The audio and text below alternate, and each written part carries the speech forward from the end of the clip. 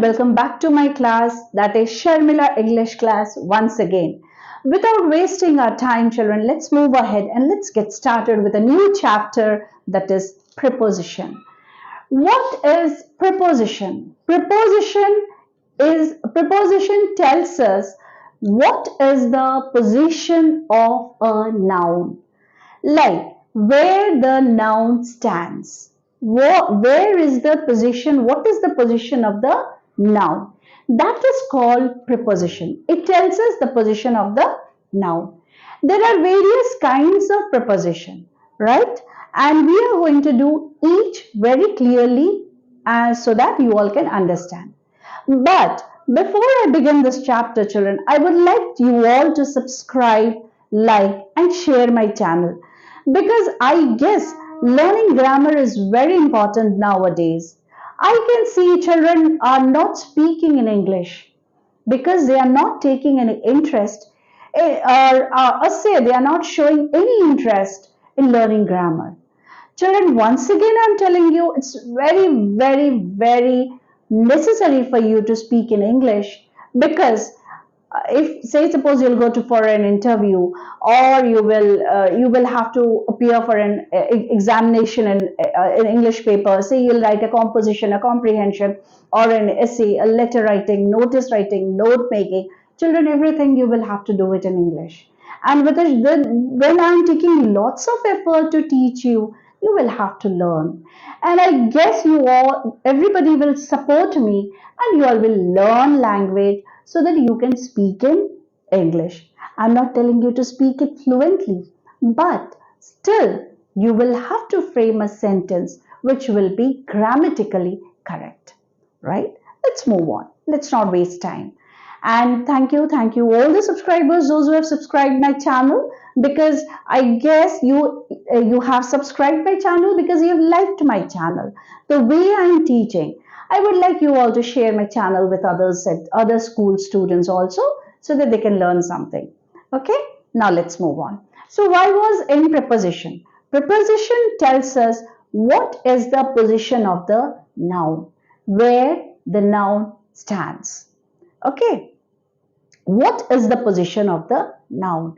Now, there are various kinds of preposition, and we are going to do each and every kind without any doubt, right?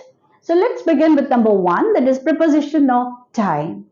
Preposition of time tells us in which time the thing is being done. Okay, in which time the thing is being done. The noun has done something, and what is the position of the noun in that particular time. For example, we have got by, the words by, until, before, at, after, and within. Here, like I say, I usually travel by bus.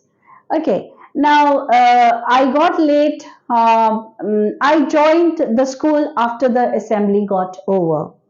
Okay, then you can say that I reached home before the dinner, because usually you all do your dinner in a particular time. So you reached home before your dinner. You got late for the assembly, or you say your assembly has got a particular time when your assembly begins, and you reach school after that time. So that is called preposition of time. After 8 o'clock, you reach school. So you got late. So that is called preposition of time, because you have got particular work. To do that particular work, there is a particular time. So that is the reason why we say that these are the words that is used in preposition of time, because those work are being done in a particular time. For example, your assembly, your dinner, your breakfast. Then you say, like, within an hour, like when we say do this work within an hour. Okay, within an hour means within 1 hour you'll have to finish that work. So these are called preposition of time, because there is a time when you are doing that work. Those work when you are doing, there is a particular time. Say by 8 o'clock you do your dinner, and you reached before 8 o'clock to your home. That means you have reached before 8 p.m. Right? Now, say your assembly begins at 7:30 and you reach school after assembly. That means your assembly begins at 7:30 and you have reached and you got late for the assembly. Okay, so these are the things we tell preposition of time, because there is a particular time when those things are done, and the words that are being used for that particular time is called by, until, before, at, after, and within. Right? So these are the things that is used particularly for preposition of time. Now, we have got second one, that is preposition of place. Preposition of place specially tells us where that particular noun is, where that particular object is, where is the position of that object. Okay, now on, below, above, underneath, at, beside, and inside, over. So these are the words particularly used for preposition of place. Now say suppose on. On, children, when do we use on? On is used when we are talking about a vehicle, right? When we are talking about a vehicle. Now say suppose if I will say on and in is different, right? It is a confusing preposition, and that we are going to do in our next class, because I'm going to tell you lots of confusing preposition for which you people get confused and you don't use it appropriately.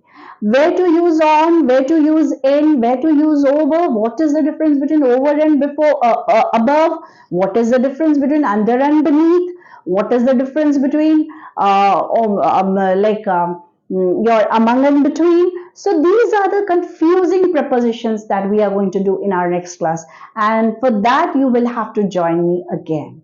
Okay, because you will have to learn some confusing prepositions so that you can use it in your appropriate sentences, right? Now, so here we say on, below, above, underneath, at, beside, and inside. These are the prepositions, or these are the words which is used for preposition of a place. Got it? Now, movement. Next is preposition of movement. What is this preposition of movement? I guess you all must be hearing it for the first time. No, it's not that, children. Preposition of movement tells us when we are moving towards the object or we are moving from the object. That is called preposition of movement. Now, what are the words that we specially use for preposition of movement?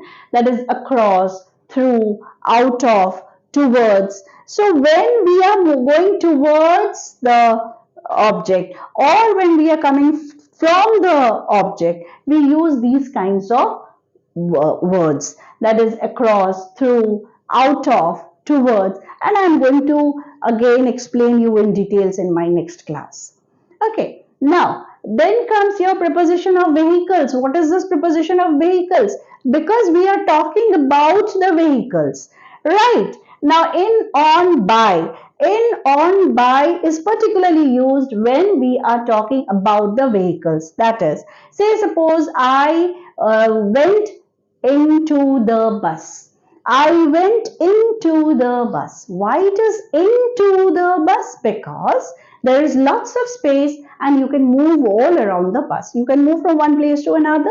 You can move from another place to another. I came to the island in a ship, in a cruise.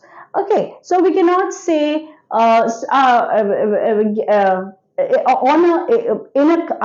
came to the island on a cruise. Why it's on a cruise? Because there is lots of space. So we use on to say that I got onto the bus. Get onto the bus.